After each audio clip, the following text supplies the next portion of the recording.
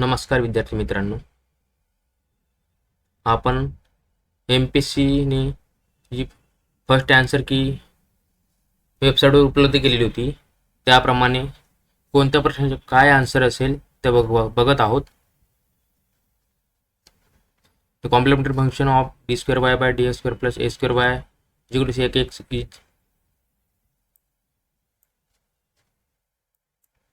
C1 e to the power x plus C2 e to the power x. हां, दुसरा प्रश्न काय विचारला आहे की म्हणजे त्यांनी लॅपलास ट्रान्सफॉर्मची फंक्शनची डेफिनेशन विचारलेली आहे.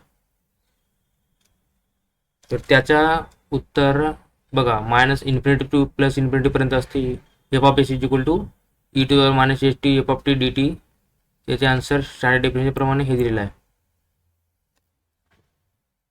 नंतर इन्व्हर्स लॅपलास ट्रान्सफॉर्म फॉर्म्युलानुसार विचारलं आहे की 1/s प्लस ए चे आन्सर काय असेल. तर बघा, इथे प्लस ए आहे तर E to the power minus A T येईल.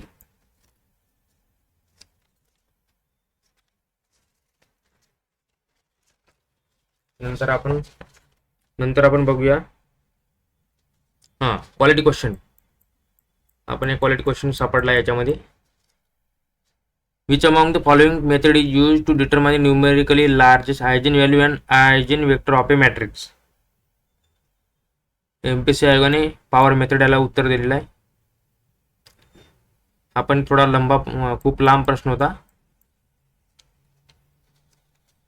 याला जनरली ज्यांना याचा कॉन्सेप्ट समजला त्यांनी सोडवलेला असणार. विचारलं काय की which of the following statement is true. आता आपण एवढं स्टेटमेंट वाचत बसणार. कधी कधी अशा प्रश्नाला स्किप केलेलं बरं असते. आयोगाने याचे उत्तर काय दिलं आहे. दुसरा ऑप्शन हा सेकंड आन्सर दिलेला आहे. Normal distribution is determined by the mean and standard deviation mu and sigma.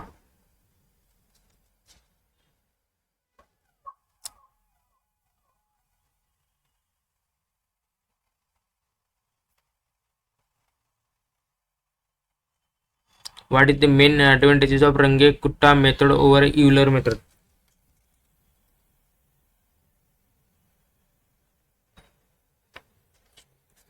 Actually, याचे answer better accuracy with similar step size. What is the probability function of Poisson distribution? Direct Poisson डिस्ट्रीब्युशनचे formula विचारला आहे. तर याचे answer आहे second. F of X is equal to mu to the power X upon X factorial E to the power minus mu. हा तर असंच आहे. E to the power minus lambda to the power X upon X factorial same आहे, फक्त इथे symbol त्यांनी वेगळे वापरले आहेत. नंतर what is an eigen value of lambda of matrix A. लॅमडाचे आयजन value काय असणार विचारलेले आहे. याचे आन्सर आयोगाने 2 दिलेला आहे. A value for which the equation A X is equal to lambda X has non zero solution. नंतर क्वेश्चन नंबर 9 मध्ये काय विचारलं आहे. हिट फ्लो इक्वेशन विचारलेलं आहे. त्याचे आन्सर आयोगाने 3 दिलेला आहे. D u by d t is equal to c square d square u by d x square.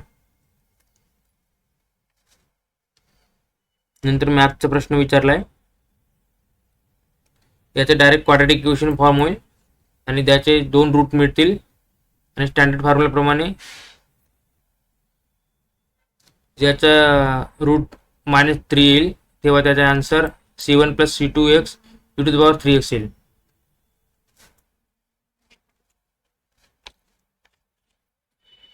In differential operator symbol D stand for operation of differential. Then D काय डिफरेन्शिएशनसाठी वापरतात, तर त्यांनी 1/d स्क्वेअर कशासाठी वापरतात ते विचारलेलं आहे. तर 1/d स्क्वेअर हे ऑपरेशन ऑफ इंटिग्रेशन दोनदा करतोय. डी स्क्वेअर आहे ना, तर दोनदा करतो यासाठी वापरलेला आहे. 1/d म्हणजे एकदा इंटिग्रेशन. डी स्क्वेअर केलं म्हणजे त्याचा 1/d upon into 1/d square ते इंटिग्रेशन ट्वाईस करतोय असं सांगायचे त्यांना. नंतर त्यांनी लॅपलास ट्रान्सफॉर्म फॉर्म्युलाप्रमाणे एफ ऑफ टी एक फंक्शन दिलं, त्याच्या आन्सर काय असेल ते विचारलंय. F of T is equal to E to the power 50t. आता बघा इथे +50 आहे म्हणजे हा एक ए प्रमाणे पकडा, ए कॉन्स्टंट. तर याचे answer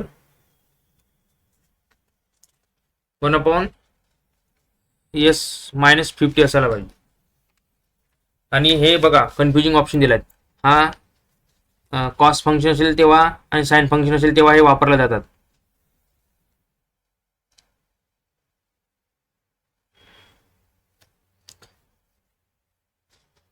A random variable has a Poisson distribution such that p1 is equal to.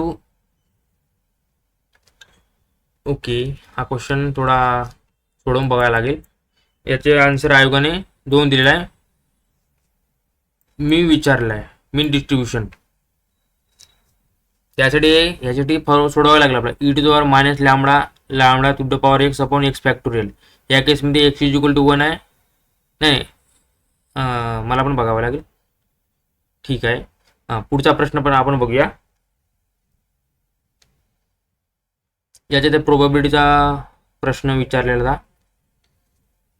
Self has 6 mathematics books and 4 physics books. Find the probability that 3 particular mathematics books will be together. म्हणजे त्यांनी विचारलं की 3 particular book सोबत राहतील, ती probability find out करून दाखवा. आणि त्याच्यामध्ये फिजिक्सच्या 4 बुक आहेत आणि मॅथमॅटिक्सच्या 6 बुक आहेत. तर त्याचे आन्सर आयोगाने 1/15 दिलेलं आहे. क्वालिटी क्वेश्चन आहे. याच्यात बघा हे बरोबर बघावं लागतं आणि हे पण बरोबर. याचे आन्सर आयोगाने 1 दिलेला आहे.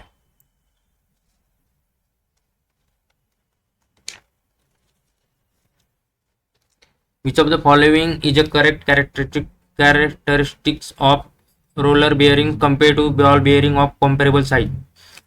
काय विचारलंय? कॅरेक्टरिस्टिक्स काय आहेत रोलर बेअरिंगचे बॉल बेअरिंगच्या कम्पॅरिझनमध्ये. तर याचे आन्सर आयोगाने 3 दिलेला आहे की रोलर बेअरिंग स्टिपर आहे आणि provide greater fatigue endurance. Option 3 answer दिलेला आहे, करेक्ट विचारलेला आहे. कोणता आहे? Wedge is generally use for lifting. Wedge कशासाठी वापरतात? वेज आपल्याला हेवी लोड उचलायचे असेल आणि छोट्याशा डिस्टन्समध्ये, तेव्हा खूप मोठा लोड उचलण्यासाठी. स्टँडर्ड फॉर्म्युला विचारलेला आहे principal स्ट्रेसेसचा.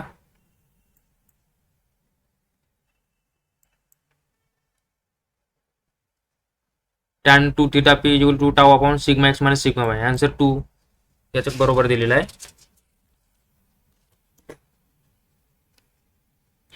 The main objective of controlling force is to. हा गव्हर्नरचा क्वेश्चन आहे. याचे आन्सर आयोगाने स्टॅबिलिटी ऑफ गव्हर्नर असं दिलेलं आहे.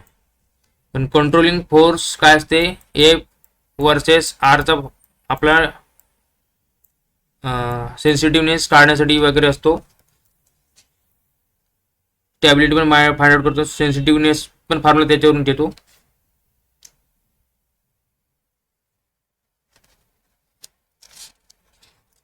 Which of the following base describes a system undergoing free vibration. Free vibration मध्ये सिस्टम आहे असं केव्हा कन्सिडर केलं जाते?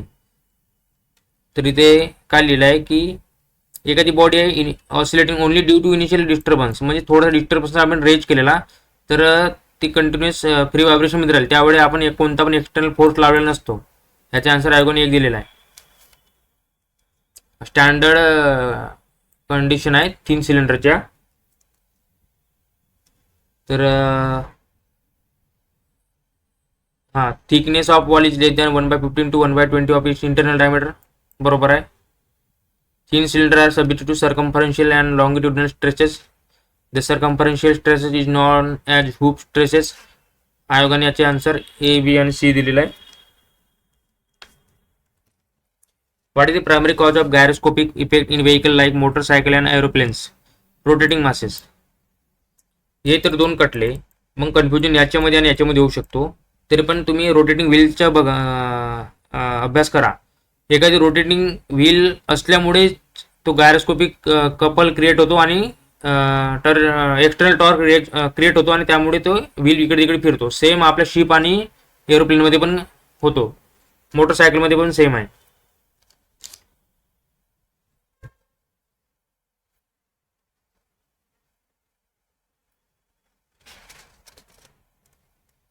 Transmissibility is the ratio of Ft by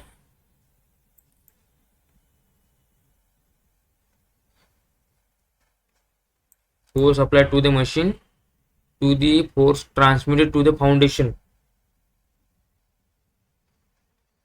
ट्रान्समिसिबिलिटी विचारलेला आहे, याचा आन्सर आयोगाने 3 दिलेला आहे.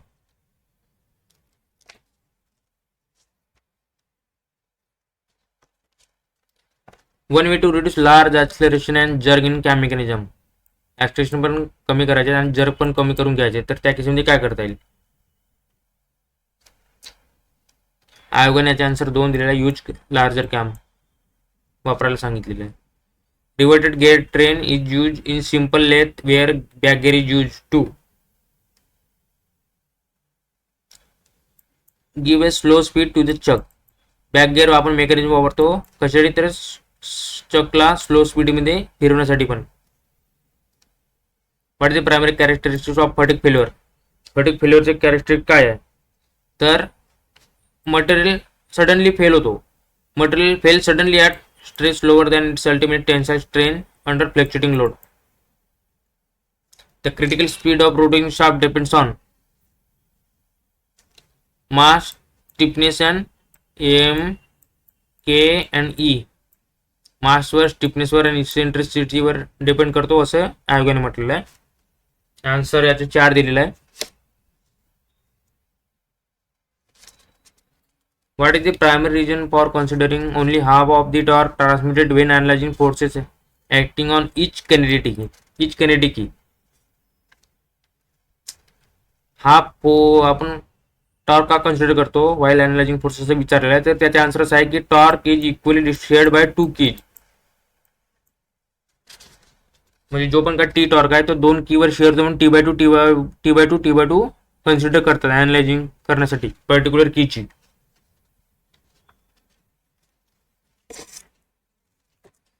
Which of the following statement is true regarding the principle of virtual work in structural analysis?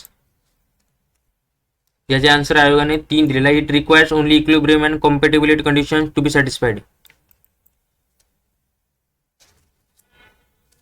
Equality question. Which of the following statements are correct with respect to balancing of locomotives? Multiple option check करून बघायचे याच्यात, आणि याच्यात option 4 बरोबर दिला आयोगाने. Hammer blow is the maximum vertically unbalance force cause by the mass provided to balance the reciprocating masses. बरोबर आहे की नाही ते पण बघायला लागेल. Hammer blow is mr omega square. At it varies as square of the speed. At high speed it acts vertically upward.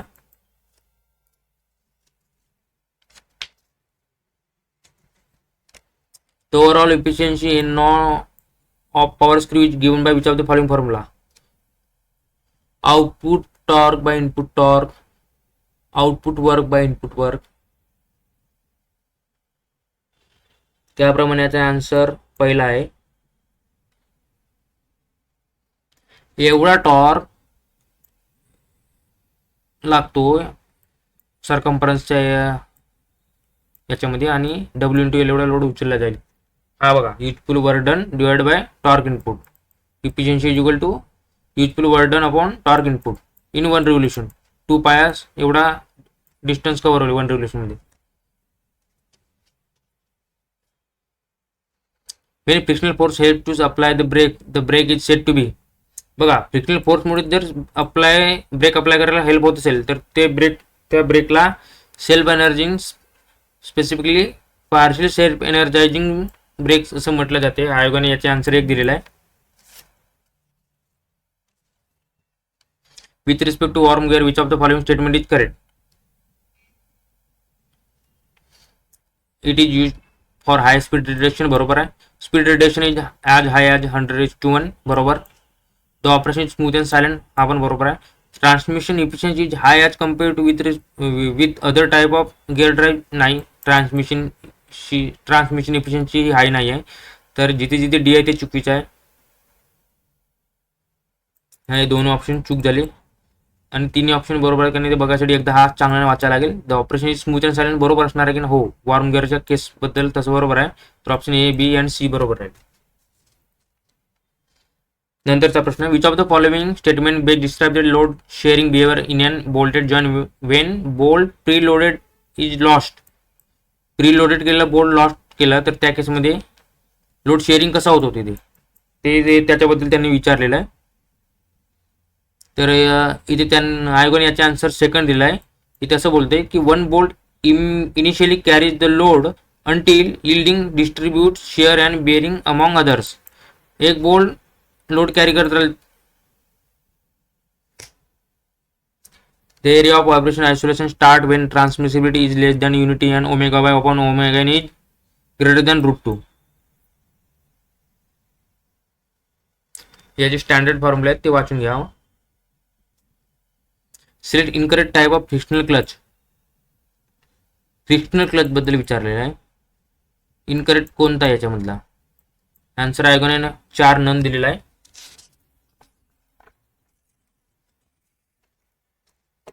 In thrust bearing the load acts.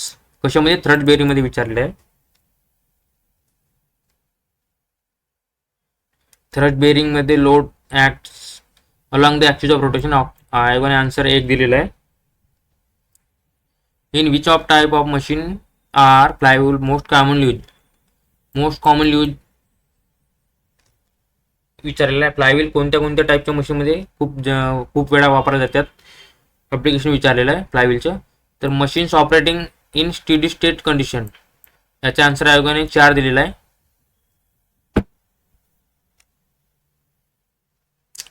एक quality question आहे एक्सेलवर.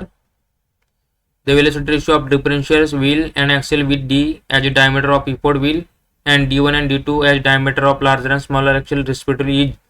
याचा आन्सर आयोगाने 2 दिलेला आहे. D upon D1 minus D2 upon 2. हा 2 वर येऊन मग इथे येईल.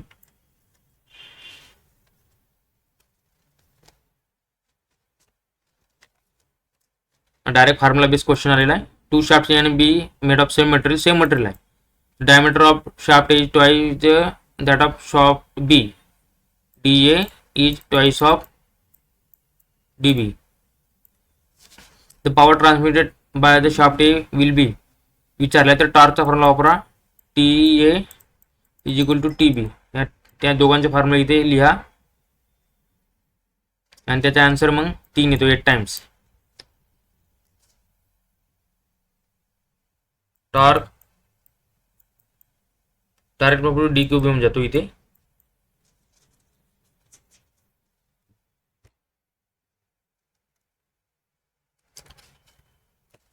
Question 41. Which law states that the shear stress is on a fluid element layer is directly proportional to the rate of shear strain?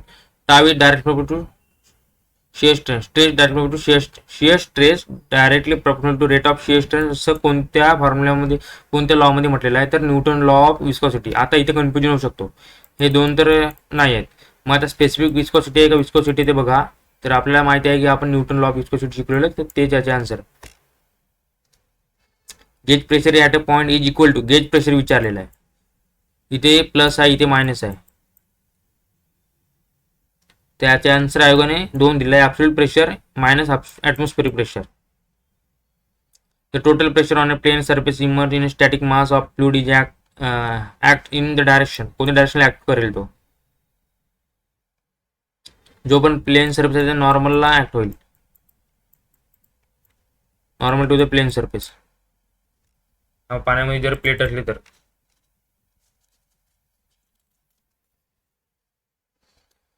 While determining pi term using Buckingham pi theorem, if m is the number of variable and n is the fundamental dimension, the number of pi terms is 1, then which of the following is correct? याच्यात आपण m plus n is equal to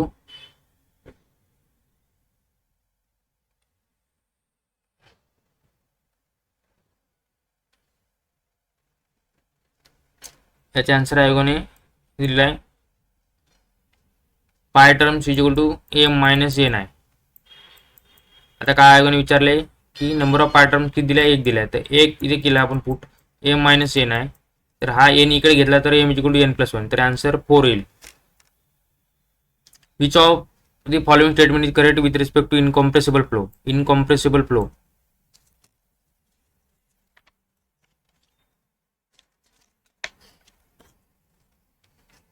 incompressible flow म्हटल्यानंतर इथे gas compressible कसे काय असू शकतात, हा answer statement wrong होतो.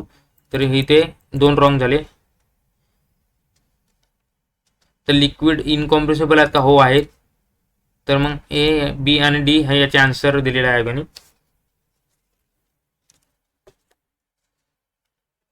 हां, हा लॉसेस थ्रू पाईप कॉन्सेप्टवर आधारित आहे. इथे हा फॉर्म्युला विचारा डायरेक्ट लॉसेस इन बेंड. तर याचा answer KV²/2G. Which of the following statement is correct for Bernoulli equation. Bernoulli equation बद्दल विचारलं आहे, fluid mechanics.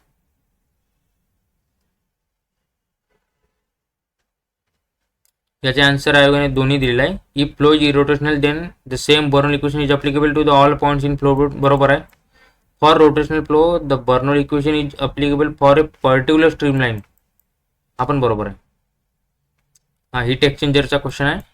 Effectiveness in counter flow heat exchanger कसे मोजतात. Epsilon is equal to NT/1 + NTU. NTU म्हणजे number of transfer units. Out of the which of the following factor will not affect the thermal conductivity of the insulator. इन्सुलेटरची thermal conductivity कोण affect करणार नाही. Density करेल, हो. Temperature करेल, हो. Moisture पण करेल. एअर स्पीड करणार आहे, कारण एअरची कंडक्टिव्हिटी खूप निग्लिजिबल असते. त्या आयोगाने आन्सर 3 दिलेला आहे.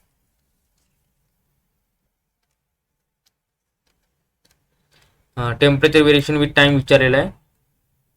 त्याचा आन्सर एक्सपोनेन्शियल होईल.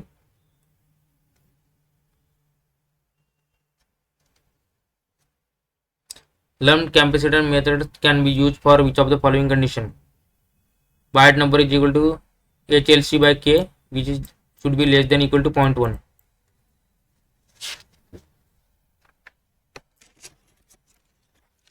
गॅस कॉम्प्रेसिबल फॅक्टरवर एक क्वेश्चन आलेला आहे. If pressure tends to 0 with ideal gas compressibility factor will tend to. जर प्रेशर टेंड टू 0 झाला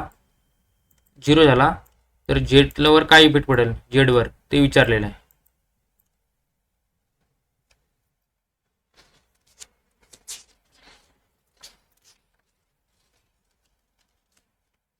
तर झेड म्हणजे काय येतो, E/RT.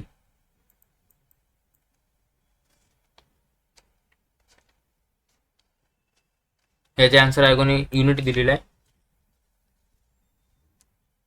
In Carnot cycle which of the following assumption is incorrect. Question बरोबर वाचा, इनकरेक्ट विचारलेलं आहे. इनकरेक्ट कोणता आहे ते विचारलं तर compression and expansion are irreversible.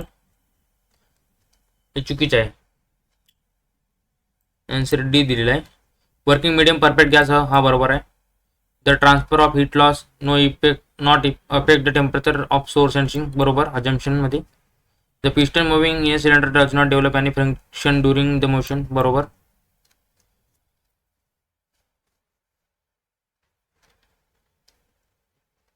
नसेल number is given by momentum diffusivity by thermal diffusivity.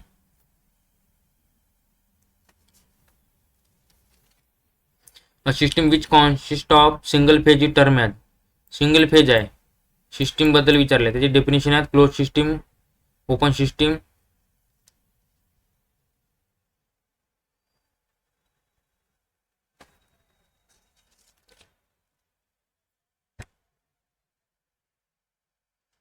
A system which consist of single phase.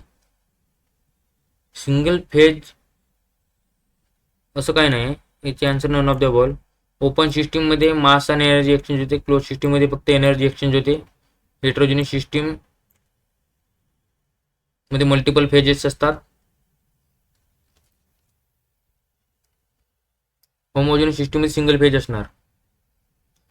In case of reciprocating compressor volumetric efficiency is defined as actual volume of gas drawn at evaporator pressure and temperature piston displacement.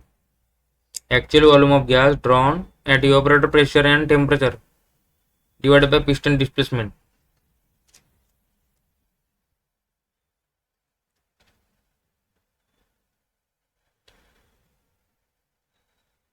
What is the primary purpose of steam bleeding regeneration in steam power plant? Thermal efficiency वाढवण्यासाठी वापरतात. आयोगाने answer 2 दिलेला आहे. Which of the following statement is true? Answer 4 आहे. The mixture of air and liquid air is not a pure substance.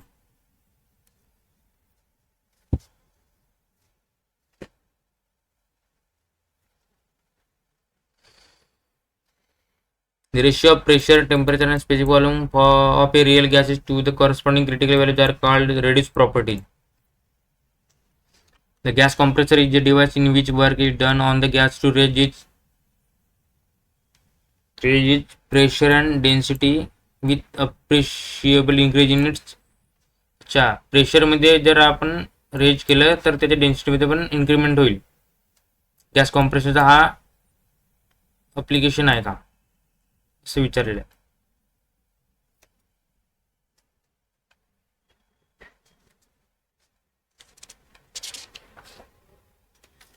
हा एक quality question आहे. Generally अशा क्वेश्चनला ज्याला ऍक्च्युली आन्सर माहिती आहे त्यांनी करायला पाहिजे होता. ज्यांना डाऊट असेल त्यांनी सोडून द्यायला पाहिजे. याचे आन्सर आयोगाने 20 डिग्री टू 40 डिग्री दिलेला आहे. The cycle is term as limited pressure cycle. Answer आयोगाने ड्युअल सायकल दिलेला आहे.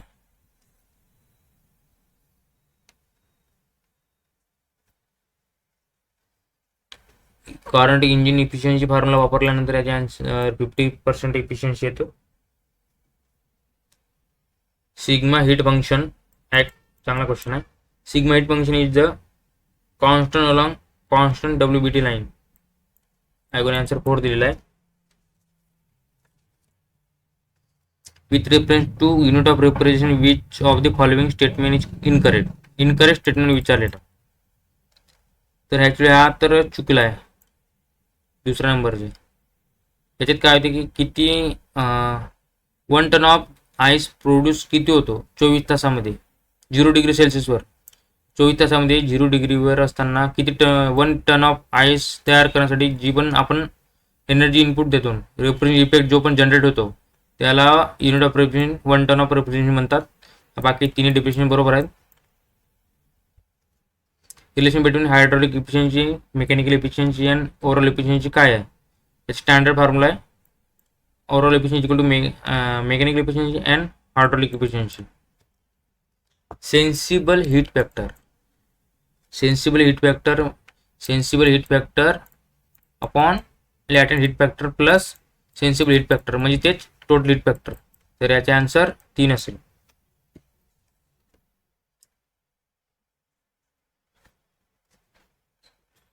What is the disadvantage of vapor compression refrigeration system over its air refrigeration system? Vapour compression सिस्टीमचा काय disadvantage आहे air refrigeration सायकलच्या कंपॅरिझनमध्ये? तर इनिशियल कॉस्ट खूप high असते.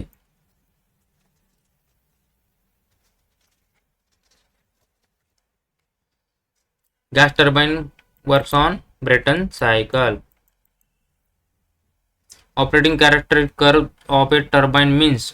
ऑपरेटिंग कॅरेक्टर कर्व कशाच्या टर्बाइनची विचारले तर curve drawn at constant speed असे आन्सर आयोगाने दिलेला आहे. Which are the constituent metal of an alloy stainless steel. याचे आन्सर आयोगाने 2 दिलेला आहे. आयर्न, निकेल आणि क्रोमियम. विद्यार्थी मित्रांनो लक्ष द्या. हे जे पण मी आन्सर सांगत आहे ते आयोगाने पहिल्या आन्सर की प्रमाणे दिलेले आहेत तेच मी सांगत आहे. With increasing temperature values of electric modulus.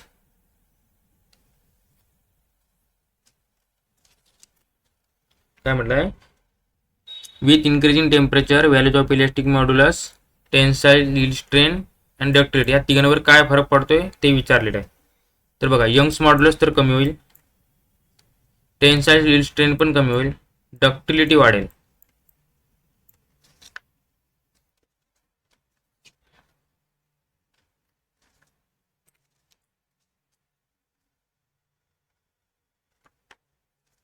Which of the following statement is true about endurance limit? Option क्रमांक 2 याचं बरोबर दिलं आयोगाने. It is the stress level below which the material can विस्टँड infinite loading cycle without failure. S versus N curve माहिती आहे ना आपल्याला. असे होतं बघा. इथपर्यंत एक एक पॉईंट नंतर मग नंतर 3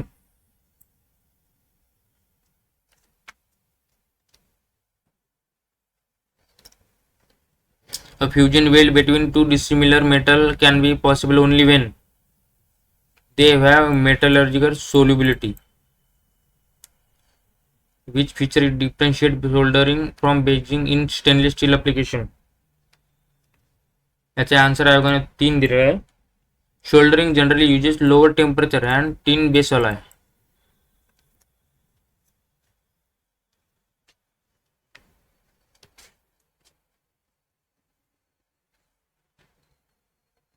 Read the following statement related to weldability.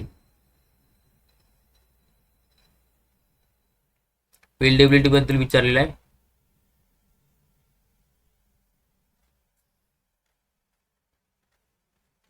Metal composition plays a dominant role in determining weldability. हा एक क्वेश्चन कॉन्सेप्च्युअल आहे. आयोगाने याचे आन्सर बी आणि डी दिलेला आहे.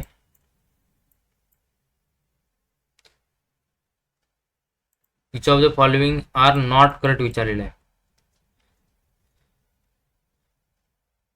हार्डनेबिलिटी आणि weldability properties are equal to each other. हे तर इथे चुकीचं आहे.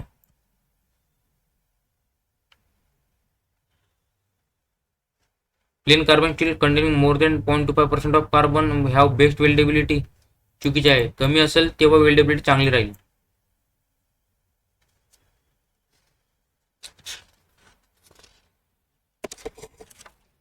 A gating system having a sprue 1 centimeter square, runner of 3 centimeter square and 3 gates of each of having 1 centimeter cross sectional area.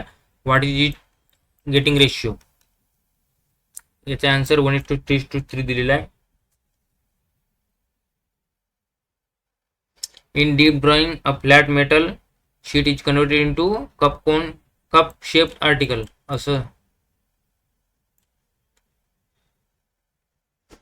Which of the following forging defect is caused due to improper forging and faulty die design? Lapse at corner or surface.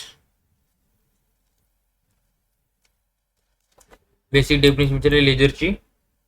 याचे answer आयोगाने 3 दिलेले. Light amplification by stimulated emission of radiation. Machining allowance in casting process is provided on a pattern 2. Allowance कशाला दिला जातो आपल्याला? Machining allowance कशावर? Casting प्रोसेसमध्ये पॅटर्नवर. तर allow post casting material removal, म्हणजे त्याला पण बरोबर काढायला जमलं पाहिजे आणि ते पण जे काही मटेरियल लागेल एक्स्ट्रा ते पण काढायला जमेल.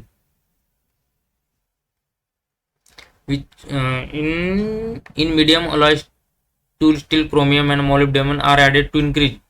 आता म्हणजे याचे आणि मटेरियल सायन्समध्ये क्वेश्चन विचारला. क्रोमियम आणि मॉलिब्डेनमचे आपल्याला प्रॉपर्टीज माहीत पाहिजेत की कसे तयार केले जाते, आणि टंगस्टन पण. तर आयोगाने याचे आन्सर 2 दिलाय. हार्डनेबिलिटी वाढवण्यासाठी क्रोमियम आणि मॉलिब्डेनम ऍड करा असं म्हणतोय, आणि टंगस्टन केव्हा ऍड करायला जाते? जेव्हा विअर रेजिस्टंट वाढवायचे असेल तेव्हा. याच्यावर आपण ऑब्जेक्शन घेऊ शकतो, बघायला लागेल.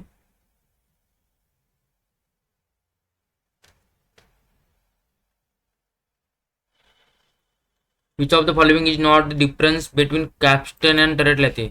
हा पण एक खूप लांब लचक क्वेश्चन आहे. ज्याला पण याच्या बेसिक माहिती आहे त्याने सोडवलं असणार. याचा आन्सर आयोगाने 4 दिलेला आहे.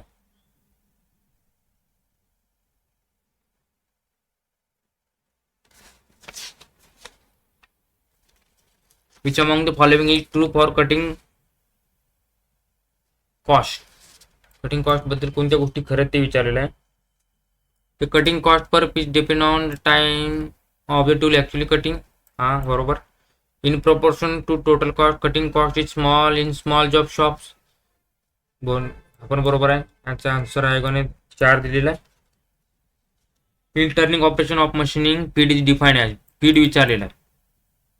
Lateral movement of tool per revolution of the workpiece. कसली movement? Lateral movement. Which of the following expression in safety स्टॉकची डेफिनेशन विचारले डायरेक्ट. त्याचा आन्सर आयोगाने 3 दिले. Safety stock is equal to maximum lead time minus normal lead time, मग याच्यावरून जे पण लीड टाईम वाचली त्याचा consumption rate. Safety stock is equal to D into L T. Lead time actually difference असणार maximum lead time minus normal lead टाईमचा, आणि D आपला कंजप्शन रेट असेल.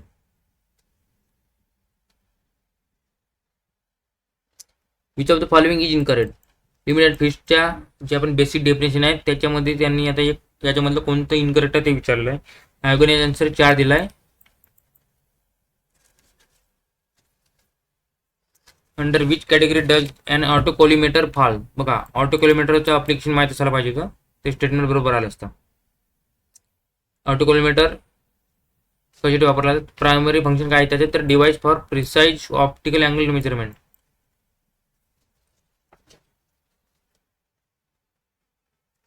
Read the following statement.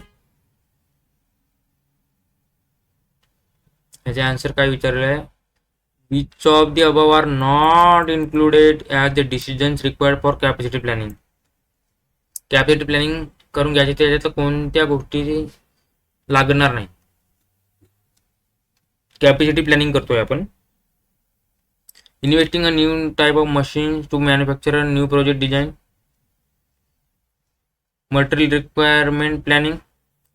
Purchase of existing plans from other companies. हे other कंपनीचं वगैरे असं काय लागत नाही, हे आन्सर चुकीचे असायला पाहिजे. New plan construction.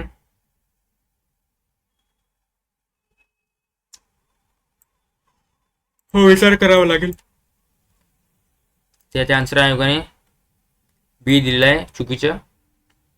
आयोग म्हणतोय की मटेरियल रिक्वायर्ड प्लॅनिंग लागणार नाही, सॉरी माफ करा. याच्यामध्ये याच्या आयोगाचा आन्सर 3 दिलेला आहे बी. त्याप्रमाणे मटेरियल रिक्वायर्ड प्लॅनिंग लागणार नाही कशामध्ये, कॅपॅसिटी प्लॅनिंग करते वेळी डिसिजन जो पण आपण त्यामध्ये असं म्हणायचं आहे.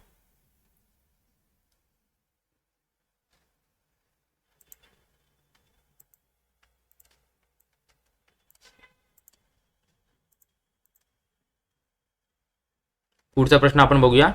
Which of the following statement denotes a user oriented system in which the computer is employed to create, transform and display data in the form of pictures or symbol.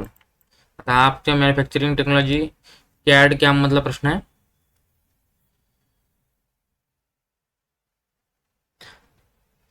तर बघा याच्यात त्यांनी पिक्चर्स आणि सिम्बॉल्स जनरेट करायला वापरण्यात येईल असं user friendly system बद्दल विचारलेलं आहे. तर एका याच्यामध्ये आपल्याला आपली कॉम्प्युटर ग्राफिक्स दिसतोय, इंटरॅक्टिव्ह कॉम्प्युटर ग्राफिक्स. हे आन्सर आयोगाने बरोबर दिलेलं आहे.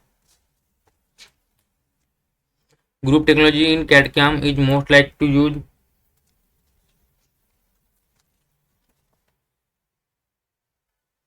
काय वापरतात. इन्व्हेंटरी कमी करण्यासाठी नाही, हे नाही. इन्क्रीज ड्रॉइंग स्पीड नाही. Classify the code similar parts for process planning. हां कोड त्याच्यामध्ये CAD/CAM मध्ये. तर हे आन्सर याच्या बरोबर दिलेलं आहे. Read the following statement related to method to solve the linear programming problem. याच्या पण मध्ये पण कॉन्सेप्ट लागते, ज्यांना कोणाला जमलेच त्याने सोडवलं असणार बरोबर. हा प्रश्न खूप म्हणजे वेळ पण खाऊ शकत होता, काहींनी सोडवलेलं असणार. याचा आन्सर आयोगाने ए आणि बी दिलेला आहे. The simplest method is use when we have 2 decision variables in the problem. In graphical method the problem may have any number of decision variable असं आयोगाने दिलेलं आहे. हे आपल्याला रेफरन्सचा वापर करून बघायला लागेल.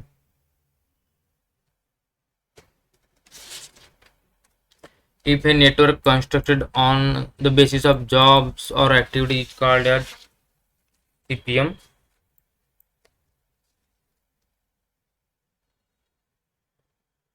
Which of the following method is not the method for basic solution of the transportation model. Transportation model मध्ये सोल्युशन काढण्याची मेथड म्हणून वापरली जात नाही.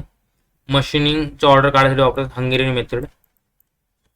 म्हणजे जॉब आणि मशीन कशा लावायचा, कशा पद्धतीने युटिलाइज करायचं त्यासाठी हंगेरियन मेथड वापरली जाते. North west corner method, row minima method, column minima method ह्या ट्रान्सपोर्टर मॉडेलमध्ये वापरल्या जातात.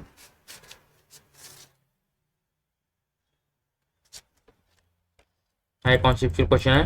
Which of the following environment typically has many raw material components but relatively few final products. तर याचा आन्सर आहे कोणी, मी एक टू स्टॉक दिलेला आहे. The two basic type of forecasting are qualitative forecasting and quantitative forecasting. Question number 97. What is the purpose of value stream mapping in lean production?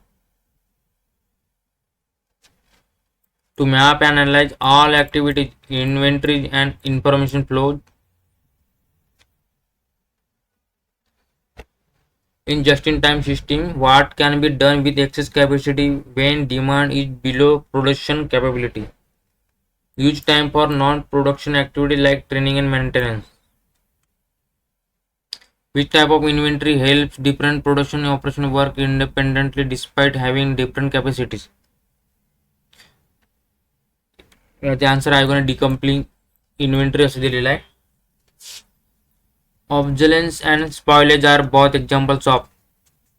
याचे answer आयोगाने 2 दिलेलं आहे, कॉस्ट ऑफ हॅव्हिंग इन्व्हेंटरी. तर अशा पद्धतीने आपण आता 100 प्रश्न बघितलेले आहोत.